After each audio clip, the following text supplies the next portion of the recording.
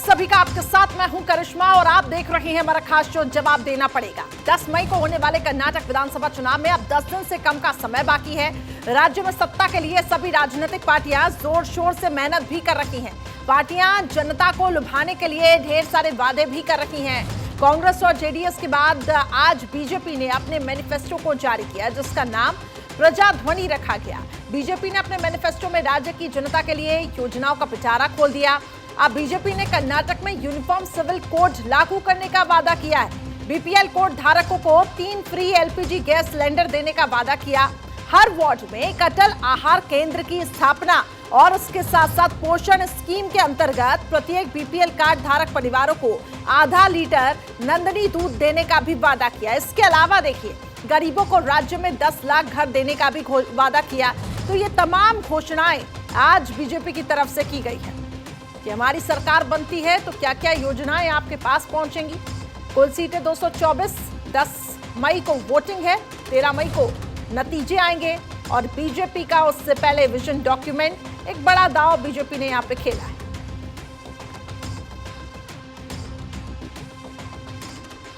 This is a classic example of double engine government. If I talk about Yashasvi scheme, which was started by my very senior leader, whom we are very proud of, Mr. Yediyurappa, that Yashasvi scheme was scrapped by Congress party. And in 2018, the insurance scheme was scrapped and it was only revived by the Bharatiya Janata Party government, and it ensured a registration of 32 lakh farmers. If I talk about the Bhagya Lakshmi Yojana, it was for a secure future of the girl child, and giving 3,000 rupees annual fixed deposit in their name. Almost 3 lakh beneficiaries, women were there, 3 lakh children were there. And when the Congress government came, that is the Siddaramaia's most anti-people government came. तो vision document BJP का जारी हुआ, लेकिन अब आपको बता दें कि बीजेपी का कैंपेन भी काफी ज्यादा जोरदार रहा है अब तक। प्रधानमंत्री ने कल रोड शो किया था और गृह मंत्री अमित शाह ने भी मंगलुरु में रोड शो किया था। लेकिन फिलहाल ये सीधी तस्वीरें आपको दिखा रखी हैं। गृह मंत्री अमित शाह एक बार फिर से यहाँ पे चुनावी प्रचार करते हुए, और तस्वीरें आपके सामने, बड़ी संख्या में लोगों का जमावड़ा, ये जन सैलाब उमड़ा है और बीजेपी इसी को देखकर आश्वस्त है। बीजेपी का ये कहना है कि फिर से एक बार सत्ता में आएंगे। लेकिन फिलहाल ये सीधी तस्वीरें रोड शो की आपको दिखा रखी हैं, जहां पर बड़ी संख्या में लोगों का अपार जन समर्थन बीजेपी को इस वक्त मिल रहा है। तो हर हर मोदी, घर घर मोदी के नारे कल भी सुनाई दिए और बड़ा उत्साह लोगों के बीच में देखने को मिला। और फिलहाल ये तस्वीरें आपको दिखा रही हैं जहां पर बीजेपी कैंपेनिंग में जुटी हुई है। गृह मंत्री अमित शाह तुमकुर में रोड शो कर रहे हैं। तो सीधी तस्वीरें आपको दिखा रही हैं। कर्नाटक में यूनिफॉर्म सिविल कोड लागू किया जाएगा। बीजेपी ने अपने घोषणा पत्र में कहा कर्नाटक को ई व्हीकल हब भी बनाया जाएगा। तुमकुर में गृह मंत्री अमित शाह लोगों के बीच पहुंचे और देखिए, बड़ी संख्या में लोगों का ये जनसैलाब। किसानों के लिए एग्रो फंड के नाम में इमरजेंसी फंड भी लाया जाएगा। 5 लाख गरीबों को शहर में घर दिया जाएगा। तमाम वादे जो चुनाव से पहले होते हैं वो बीजेपी ने किए और यूनिफॉर्म सिविल कोड का यहाँ पे राग एक बार फिर से अलापा गया। हालांकि इसका वादा किया गया है। अब ये देखना होगा कि बीजेपी आखिर किस तरीके से इस पे काम करती है। बीपीएल परिवारों को रोज आधा लीटर नंदनी दूध और इसके साथ 3 एलपीजी सिलेंडर मुफ्त दिए जाएंगे।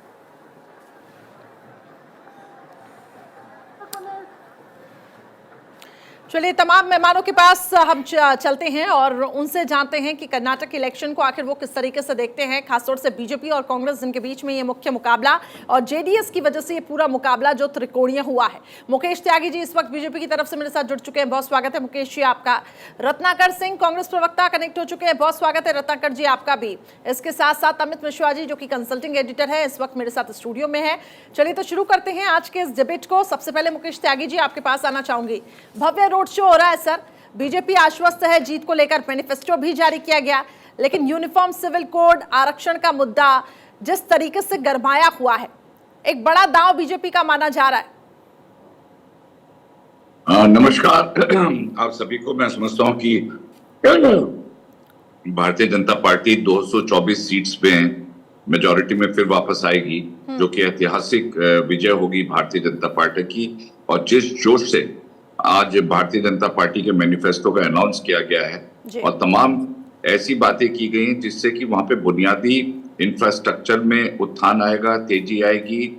और जिस प्रकार से गरीबों की समस्या, जो बीपीएल के लोग हैं, उनके प्रति जो संवेदना भारतीय जनता पार्टी के ट्विन इंजन ने दिखाई है, मैं समझता हूँ अत्यंत सराहनीय है। बहुत से लोग अटकलें लगा रहे हैं कि शायद भारतीय जनता पार्टी की स्थिति इस बार कमजोर है। मैं उन सबको ये बता देना चाहता हूँ कि भारतीय जनता पार्टी इस बार पूर्ण बहुमत में आएगी, क्योंकि हमारे कार्यक्रम इतने ठोस हैं और जनता को इसका विश्वास है। जिस प्रकार से कांग्रेस विध्वंसकारी राजनीति में लगी हुई है, प्रधानमंत्री को विषैला सांप कह रही है, कभी कोई उनको आज जी अलग अलग प्रकार की उनको जो है घृणात्मक शब्दावली का इस्तेमाल किया जा रहा है। मैं समझता हूँ ये कांग्रेस के खिलाफ ही जाने वाला है। प्रधानमंत्री उस प्रकार के अजगर हैं जो पूरे कांग्रेस को शायद निगल जाएंगे, उनको इसका अंदाजा नहीं है। और जिस प्रकार से ताबड़तोड़ रैलियां हमारे भारत के प्रधानमंत्री और तमाम केंद्रीय मंत्री अमित शाह जी, जेपी नड्डा जी, ये जो कर्नाटक के 224 एक एक व्यक्ति के पास जाकर के उनको अपना, और दूसरा जिस प्रकार से उन्होंने जो अभी पीएफआई ने जिस प्रवीण का घर पे जाकर के किया, तो मैं समझता है कि लॉ एंड ऑर्डर की सिचुएशन अगर कंट्रोल में करनी है तो भारतीय जनता पार्टी, यानी कि यहाँ पे भी लॉ एंड ऑर्डर का मुद्दा जो है बीजेपी लेके आगे बढ़ रही है। मैं लौटूंगी सर आपके पास, क्योंकि ओपनिंग रिमार्क मुझे सबसे लेना है। रत्नाकर सिंह जी इस वक्त जुड़ चुके हैं, कांग्रेस नेता मेरे साथ। बहुत स्वागत है सर आपका भी। रत्नाकर जी, मुझे ये बताइए, बीजेपी के प्रचार को देखकर क्या लगता है, क्या कांग्रेस का प्रचार थोड़ा फीका नजर आ रहा है? बड़ी संख्या में देखिए जनसैलाब वहां पे पहुंचता है, प्रधानमंत्री के रोड शो हो रहे हैं, गृह मंत्री अमित शाह दिखाई दे रहे हैं, लेकिन कांग्रेस, क्या आपको लगता है कि जो बयान दिए जा रहे हैं, क्या कांग्रेस बीजेपी जिस तरीके से उसको तूल दे रही है, तो कांग्रेस क्या उसी में उलझ के रह जाएगी, या कांग्रेस के कोई मुद्दे हैं जो जनता के बीच जा रहे हैं? देखिए करिश्मा जी, मैं स्पष्ट तौर से ये कहना चाहूंगा पहले तो कि भारतीय जनता पार्टी निश्चित रूप से प्रचार में बहुत आगे रहती है। क्योंकि यह प्रचारवादी सरकार ही है, तो प्रचार ही करना इनका काम रहता है। जनता से जुड़े मुद्दों का सरोकार इनका कोई नहीं है और उनके ऊपर कोई ध्यान नहीं देना, तो ये प्रचार के माध्यम से अपनी बातों को रखने का जो है काम करते हैं। लेकिन कर्नाटक की जनता ने पिछली बार भी इनको सबक सिखाया था, इस बार भी पूरी तरह से सबक सिखाने के लिए तैयार बैठी है, क्योंकि भ्रष्टाचार की बुनियाद पे बैठी यह सरकार जो ऑपरेशन लोटस के तहत जनता के जनादेश का अपमान करके यह सत्ता हासिल की है, और 40% कमीशन वाली सरकार, जहां के विधायक के बेटे के पास 68 करोड़ रत्नाकर जी, आरोप प्रत्यारोप ठीक है, ये चलता रहेगा। मुझे कांग्रेस के मुद्दे गिना दीजिए जो जनता के बीच कांग्रेस लेकर जा रही है। जमीनी स्तर पर कार्यकर्ता क्या कह रहे हैं जनता से? मुझे 1 मिनट दीजिएगा, मैं कांग्रेस का गिनाऊंगा, फिर इनका भी मुद्दा गिना दूंगा। मुझे खाली सिर्फ 1 मिनट दीजिए। देखिए करिश्मा जी, कांग्रेस ने कहा है, कांग्रेस ने वादा किया है कि हम जो है 200 यूनिट बिजली फ्री देंगे। हम जो है मछुआरों को, जो मछुआरे गरीब होते हैं, जिनके जीवन में रिस्क होता है जब जाते हैं वो समुद्र में, तो उनके परिवार को 10 लाख का बीमा देंगे। और महिलाओं को, जो महिलाएं प्रमुख होगी, घर की महिलाएं होंगी, उनको 3-3 हजार रुपए महीने का देंगे। बेरोजगारों को बेरोजगारी भत्ता देंगे, चाहे वो 3,000 हो या 2,500 हो, उसके स्लैब के हिसाब से हम देंगे। तो ये सारे वादे हमने किए हैं वहां पे, और आप जानती भी हैं और देश की जनता भी ये बहुत अच्छे तरीके से जानती है कि जो हम वादा करते हैं वो वादा निभाते हैं। ये वादे दावे रहे सर, मुद्दे क्या है? मुद्दे बताइए ना, मुद्दे बताइए। बीजेपी कह रही है लॉ एंड ऑर्डर भी मुद्दा है, आरक्षण भी मुद्दा है, यूनिफॉर्म सिविल कोड भी मुद्दा है, कांग्रेस के लिए क्या मुद्दा है? हाँ, मैं बता दे रहा हूँ। मुद्दे तो तमाम है। सबसे बड़ा मुद्दा है भ्रष्टाचार का मुद्दा। वहां की सरकार 40% कमीशन वाली सरकार भ्रष्टाचार में डूबी हुई है, और तमाम राज्य ठेकेदार संघ प्रधानमंत्री जी को चिट्ठी लिखते हैं, अभी प्रधानमंत्री जी उस पर कोई कार्रवाई नहीं करते हैं, और पूरा कर्नाटक की जनता जानती है किस तरह से 40% कमीशन का खेल होता है। दूसरा मुद्दा है बेरोजगारी का। आपने देखा अभी मैनिफेस्टो में, मैंने कहीं पे भी, शायद मेरे से गलती भी हो सकती है, मैंने कहीं पे भी कितना रोजगार देंगे ये इस बार इन्होंने वादा नहीं किया, क्योंकि ये बहुत बार वादा 2-2 करोड़ रोजगार देंगे ऐसा करके वो कभी वादा नहीं किए। और अभी भी वस्तु स्थिति ये है कर्नाटक में कि 2.5 लाख सरकारी पद जो है वो खाली पड़े हुए हैं। तो ये जो झुंझुना पकड़ाए हुए हैं वो इस बार कामयाब होने वाला नहीं है। मैं बता देता हूँ किस तरह से झुंझुना पकड़ा है। चलिए ठीक है, 10-20 सेकंड ठीक है, 20 सेकंड में अपनी बात कंप्लीट कीजिए, फिर मुझे सबसे सर ओपनिंग रिमार्क लेना है। जी बिल्कुल। देखिए ये कहते हैं कि 10 लाख घर देंगे, 10 लाख घर देंगे। आप वस्तु स्थिति समझिए कि यही भारतीय जनता पार्टी है जो 2022 तक सारे गरीब को पक्का मकान देने का वादा कर रही थी। तो कहां गए वो वादे? इसका मतलब आप जो ये 10 लाख जो घर देने का, मकान देने का वादा कर रहे हैं, मतलब आप सरासर झूठ चलिए बोले ठीक थे है सर, ये और वादे अभी दावे भी तमाम झूठ जो बोल सियासी रहे दल है ना हैं। वो चुनावों से ठीक पहले करते हैं। मैं यहाँ पे सभी पॉलिटिकल पार्टीज की बात करती हूँ, लेकिन हम जैसे जो ही वादा यहाँ पे करते हैं, चुनाव हम में पूरा जीत दर्ज करते होगी, इसके बाद वो वादे दावे कहाँ चले जाते हैं वो देखना होगा। अमित मिश्रा जी, मैं सर आपके पास आना चाहूंगी। क्या आपको लगता है भ्रष्टाचार का मुद्दा बीजेपी पे हावी पड़ेगा? भ्रष्टाचार का मुद्दा जो है करिश्मा, वो प्रधानमंत्री ने कल अपनी सभा के जरिए साफ कहा कि भ्रष्टाचार का मुद्दा जो है कांग्रेस का एक अस्थायी उसके ऊपर आरोप है और जब भी कांग्रेस की सरकार आती है तब भ्रष्टाचार का मुद्दा आता है। कांग्रेस ये कह रही है कि जो मौजूदा मुख्यमंत्री हैं बसवराज बोमई, उनके ऊपर एक आरोप कांग्रेस पार्टी के स्थानीय नेताओं ने लगाया था। इसके पहले कांग्रेस ये कह रही है कि बीएस येदियुरप्पा के ऊपर ये आरोप है। तो ये भ्रष्टाचार का मुद्दा तो अपने आप में बीजेपी और कांग्रेस के दोनों तरफ के बड़े नेताओं की तरफ से कहा जा रहा है कि दोनों सरकारों और तमाम जो पूर्व मुख्यमंत्री हैं सिद्धारमैया से लेकर बीएस येदियुरप्पा, दोनों पक्षों के उनके ऊपर ये आरोप लग रहे हैं। लेकिन सवाल ये है कि भारतीय जनता पार्टी ने आरक्षण की जो सीमा थी खासतौर से अल्पसंख्यक को लेकर, उसको जो खत्म करके एक नई दिशा दी इस चुनाव को। और अब आप देखें कि उसमें आज एक और तड़का लगता है जिसमें यूनिफॉर्म सिविल कोड की बात कही जाती है। तो यूनिफॉर्म सिविल कोड और आरक्षण का खात्मा, ये दो ऐसे मुद्दे हैं करिश्मा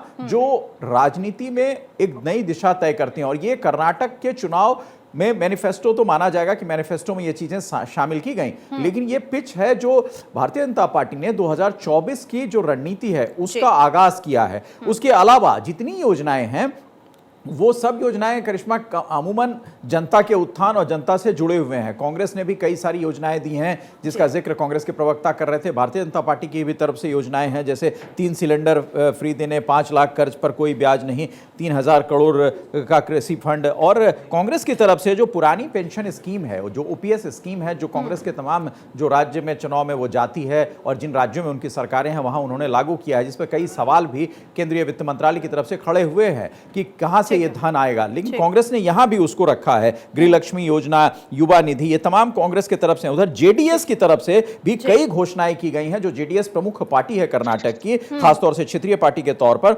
उसमें गर्भवती महिलाओं के लिए, विधवाओं के लिए, आंगनवाड़ी कार्यकर्ताओं के लिए और 4% मुस्लिम कोटा वापस करने की मांग जेडीएस ने कही है। तो कुल मिलाकर आरक्षण और भ्रष्टाचार, ये दो ऐसे बड़े मुद्दे हैं करिश्मा जो इस चुनाव में बहुत हावी रहेंगे। कांग्रेस कह रही है कि हम तो जनता के बीच में पहुंच रहे हैं, धुआंधार कैंपेनिंग भी चल रही है दोनों ही सियासी दलों की। बीजेपी एक तरफ मैनिफेस्टो जारी करती है जिसमें यूनिफॉर्म सिविल कोड का जिक्र होता है।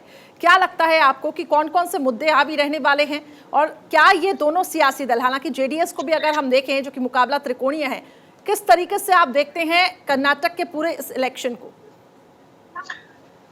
देखिए, वहाँ की विपक्षी पार्टियां तो अपना पूरा जोर लगाएगी कि वहाँ पर सत्ता परिवर्तन हो, लेकिन महत्वपूर्ण यह है कि जिस पार्टी की वहाँ पे सरकार है और देश के प्रधानमंत्री यदि चुनावी सभाओं में गालियों की गिनती करके बताना शुरू करें और ये कह रहे हो कि अभी तक 91 और आपने बताया कि 92 वाला गाली उनको दिया गया, तो क्या इस तरह की राजनीति चलेगी? और इस स्तर पर जब राजनीति जाएगी तो जाहिर सी बात है कि लोग यही अंदाजा लगाएंगे कि आपके लिए बताने को कुछ नहीं है, आपके पास उपलब्धियां यदि होती तो उपलब्धियों की बात करते। लगातार भारतीय जनता पार्टी इस तरह की रणनीति बना रही है, या जो मैनिफेस्टो में सामने दिखाई दे रहा है शुरुआती दौर में, ये कॉमन सिविल कोड की बात कर रहे हो या फिर गरीबों को ये 3 सिलेंडर देने की बात कर रहे हो, कितने मौके पे देंगे वो भी वो बता रहे हैं, साथ साथ दूध देने की बात कर रहे हैं वो। तो ये जो वायदे किए जा रहे हैं, क्या इन वायदों से आगे भारतीय जनता बढ़ेगी? जो करप्शन का एक मामला है, लगातार ये बात की जा रही है, आरोप लगता रहा है करप्शन के मामले भारतीय जनता पार्टी को दिखाई दे रही है और उसका उसके पास जवाब नहीं होता है। तो ये कहने की कि आप लोग सब करप्शन का, तो इन सब चीजों के बीच में नया क्या होने जा रहा है कि पार्टियां बाहर है, उसके पास में तमाम वो सारे खामियों की एक लंबी लिस्ट है और इस लिस्ट को लेकर लोगों के बीच में जाएंगे ये हम दुरुस्त करेंगे। ठीक है, जो पार्टी पहले से है उस पार्टी के पास क्या वो नया कर, ये बहुत।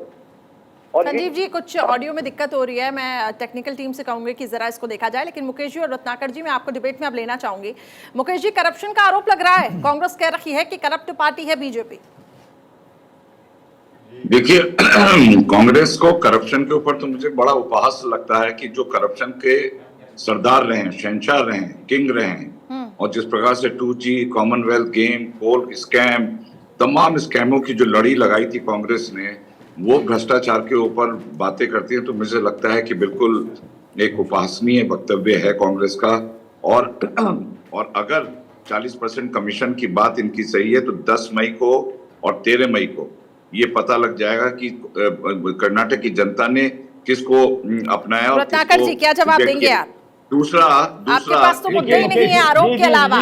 रत्नाकर जी, बीजेपी का कहना आपके पास तो मुद्दे ही नहीं है, यहाँ पे प्रधानमंत्री पर हमला बोल देते हैं, उन विवादों में उलझ के रह जाते हैं और कह रहे हैं कि बीजेपी तो प्रचार बेस्ड पार्टी है। जब कांग्रेस जनता के बीच जुड़ेगी ही नहीं तो कैसे आखिर वोट हासिल होंगे सर? नहीं, हम क्या है, टीवी पे और मीडिया में प्रचार करके इस जनता के साथ नहीं जुड़ते हैं, हम जन जन तक पहुंचते हैं। मीडिया प्रचार दोनों का दिखाती है, बीजेपी का नहीं दिखना चाहिए, कांग्रेस का भी दिखाती है। राहुल गांधी जब पहुंचते हैं तो वो भी दिखाती है।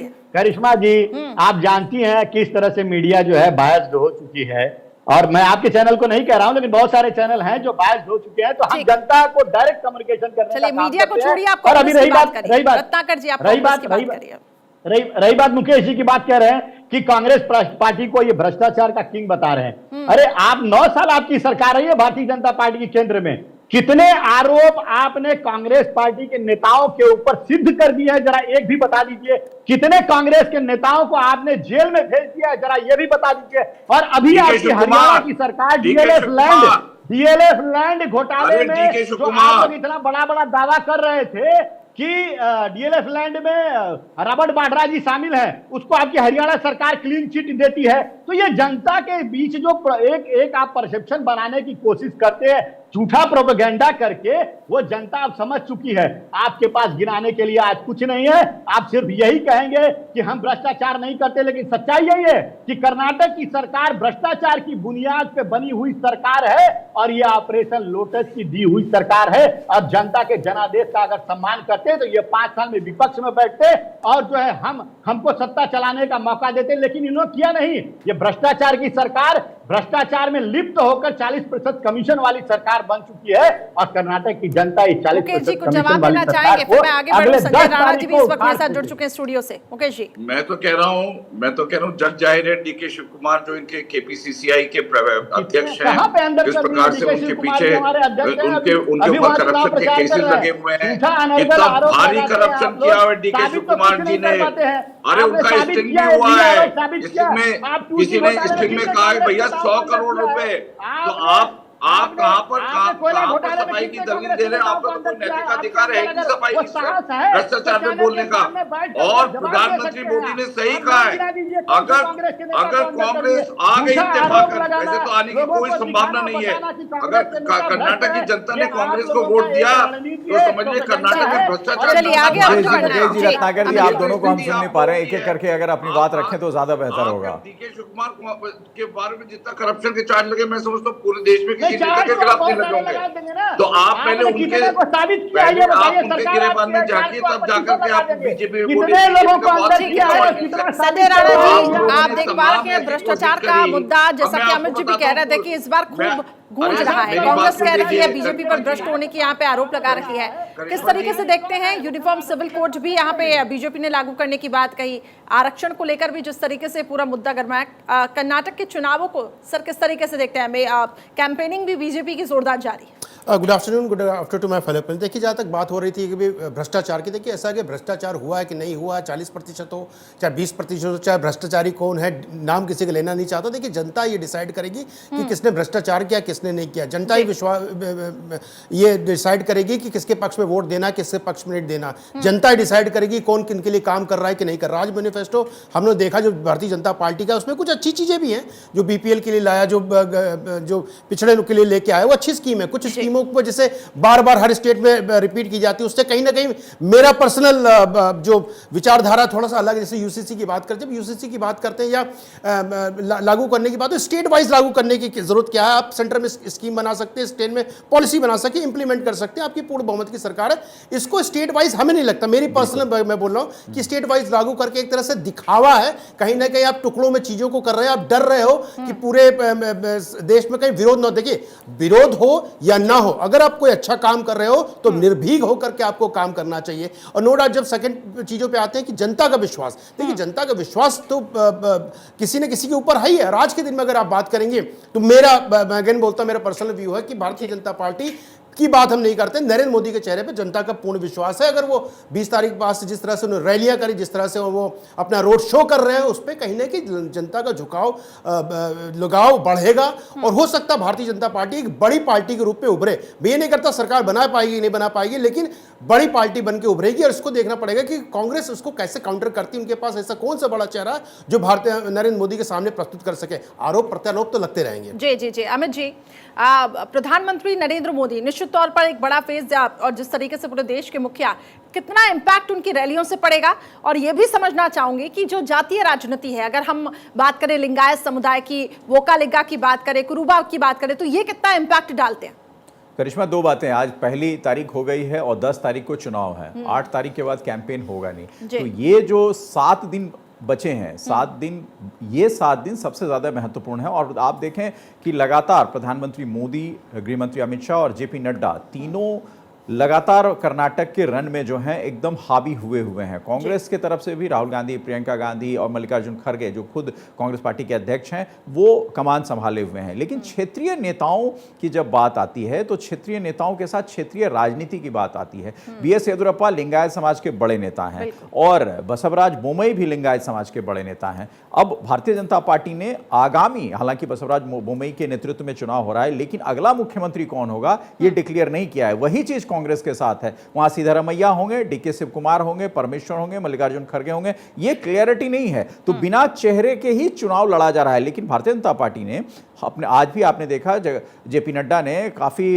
अच्छे तरीके से येदियुरप्पा जी का जिक्र किया कि बड़े, सबसे बड़े नेता हैं हमारे, तो उनको एक पोस्टर बॉय की तरह पेश किया जा रहा है। दूसरी महत्वपूर्ण बात है कि लिंगायत के 52 मठ हैं, जो मठ कर्नाटक की राजनीति में बहुत बड़ी भूमिका निभाते हैं करिश्मा। और उसके बाद वोकालिंगा और कुरुबा समाज, ये इनके भी जो बड़े लीडर हैं वो भारतीय जनता पार्टी और कांग्रेस दोनों से ताल्लुक रखते हैं। कुरुबा समाज का और खासतौर से वोकालिंगा में ज्यादा पैठ जेडीएस की भी मानी जाती है, जो एचडी देवगौड़ा जी की पार्टी है, पूर्व प्रधानमंत्री हैं, उनके बेटे कुमार स्वामी पूर्व मुख्यमंत्री रह चुके हैं, वो लीड कर रहे हैं इस वक्त पार्टी को। तो कुल मिलाकर जो वोटों का समीकरण है जातीय आधार पर तो होगा, लेकिन उस आधार पर जो ये अल्पसंख्यकों का आरक्षण हटाया गया है, ये बड़ा मायने रखेगा। और जिस चीज का जिक्र हमारे राजनीतिक विश्लेषक कर रहे थे संजय राणा जी, उससे मैं बहुत सहमत हूं कि यूसीसी को लागू करने की जो रणनीति है वो स्टेट वाइज तो अब आपने शुरू कर दी, लेकिन ये केंद्रीय नेतृत्व की तरफ से जब हो जाएगा तब जनता में एक विश्वास जगेगा कि यूनिफॉर्म सिविल कोड है ना। तो यूनिफॉर्म सिविल कोड का मतलब नेशनल नेशन, एक नेशन एक थ्योरी की तरह जाएगा। इसमें राज्यों की सहमति बहुत जरूरी है। लेकिन वहां मैंने जैसा पहले आपको कहा था कि कर्नाटक के चुनाव से भारतीय जनता पार्टी ने इस चीज की एक बिसात बिछा दी है और ये 2024 का जो प्लान ऑफ एक्शन होगा वो देखने को मिलेगा। निश्चित तौर पर प्रधानमंत्री मोदी और गृहमंत्री अमित शाह, इन दोनों की जो जोड़ी है, ये जोड़ी हमेशा आप देखें कारगर होती रही है भारतीय जनता पार्टी का जितना भी रणनीति जितनी भी रही है, खासतौर से चुनावी राज्यों में। तो यहां इसीलिए ज्यादा से ज्यादा रोड शो, ज्यादा से ज्यादा सभाएं प्रधानमंत्री और गृहमंत्री की कराई जा रही है, ताकि वोट बैंक जो है वो क्षेत्रीय राजनीति से हटकर यहां शिफ्ट हो। बिल्कुल बिल्कुल ठीक है आपने, ताकि वोट बैंक डाइवर्ट हो जाए तो एक तरीके से वोट बैंक की सियासत। मैं थोड़ा सा ऐड करना चाहता हूं अमित जी की बातों में। अमित जी ने कहा कि आरक्षण की बात करते हैं, देखिए मुस्लिमों को आरक्षण उन्होंने हटा दिया है, लेकिन आप देखेंगे वो आरक्षण को कहीं ना कहीं किसी और वर्ग को पास कर दिया गया जो बहुत महत्वपूर्ण हो जाता है वोट के प्रोस्पेक्टिव से। मुस्लिम वोट की जब बात आती है तो तकरीबन 79 लाख वोटर है जो मुस्लिम वोटर।